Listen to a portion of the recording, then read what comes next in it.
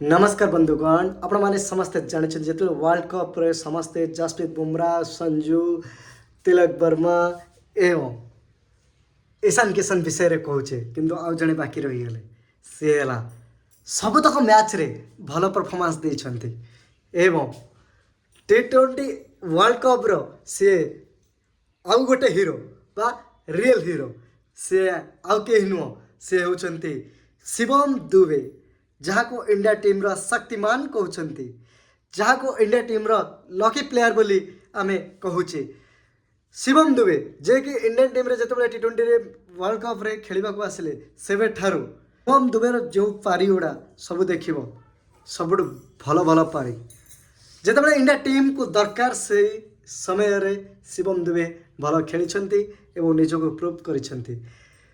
T20 world cup रे आउ जने रियल हीरो होचंती शिवम दुबे।